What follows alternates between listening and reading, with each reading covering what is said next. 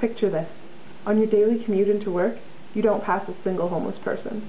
On the news at night, you hear about how crime rates, smog days, and the spread of HIV/AIDS are on the decline. And on your nightly jog, you listen to your $20 MP3 player, which is the size of your thumbnail, is voice activated, and holds more than 1 million of your favorite songs. Fellow Canadians and international viewers, this is a future I would like to live in. A future filled with prosperity, generosity, and hope. Optimistic? Perhaps, but I believe this type of future is achievable. To ensure such a prosperous future for Canadians, many things are needed. Fortunately, many are already in place, and more are on the right track. Canada is already one of the best places in the world to live, and Canada has one of the world's strongest economies. I will focus on 3 areas in which Canada can improve: trade liberalization, energy and environment policy, and Canadians as global citizens. Canada is a nation that benefits greatly from international trade. Trade gives us access to goods we cannot produce in a cost-effective manner, such as tropical fruits, blockbuster movies, and Belgian chocolates. Trade also allows for specialization. This means that we can focus our resources on producing the goods that will bring us the highest return on investment. In short, trade increases the wealth of Canadians. It is therefore in our best interests to increase trade via trade liberalization. As Prime Minister, one of my key priorities would be to liberalize trade both between provinces and territories and between Canada and the rest of the world. I would do so through trade agreements much like the British Columbia-Alberta Trade, Investment and Labour Mobility Agreement, which aims to remove trade, investment and labour mobility barriers between the 2 provinces. Such an agreement increases the wealth of all Canadians. A particularly important commodity that Canada trades on the world market is energy. We are a net exporter of oil, gas, and electricity. Around the world, energy is essential to continued growth and prosperity. Canada is no exception. We need energy to power our homes, cars, and computers. But there are environmental implications to our high demand for energy.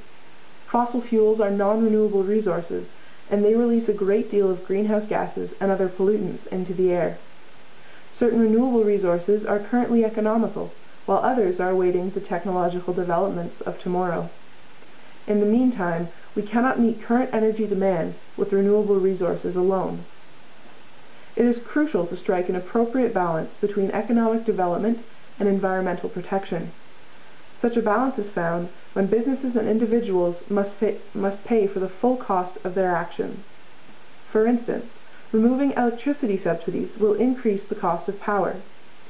The cost of business would increase, motivating companies to conserve energy and find technologies and processes that are more energy efficient. The average Canadian would also be more inclined to turn off the lights when they leave the house. As Prime Minister, I would introduce policies that ensure that everyone pays for the full price of their actions, but not a cent more. I have talked of increasing Canadians' wealth via trade, and of ensuring a steadily increasing quality of life through energy and environmental policy. But why should Canadians be the only people who prosper? Life is not a zero-sum game. There is no need for others to suffer to ensure our prosperity. When 2 countries trade, the welfare of each country increases. With this in mind, it is relatively easy for Canadians to help those in developing nations. Most importantly, we must reduce trade barriers to the international community. This will not only increase the wealth of Canadians, but also that of our trade partners. As Prime Minister, I would ensure that Canada is a world leader in reducing trade barriers with developing countries. By encouraging other industrialized nations to increase their trade with the world's poorest regions, we can help to make poverty an issue of the past. Such actions would not replace the charitable actions of non-governmental organizations, but rather would work in tandem to increase the quality of life of the world's poorest peoples. A prosperous Canada leading the way in global citizenship is a worthy vision, one that can be achieved by increasing trade, resulting in increased wealth for Canadians, by encouraging conservation and efficiency in energy markets, and by allowing other nations to prosper alongside Canada, by reducing our trade barriers to the international community. Hi, my name is Nathalie, and I want to be Canada's next great Prime Minister.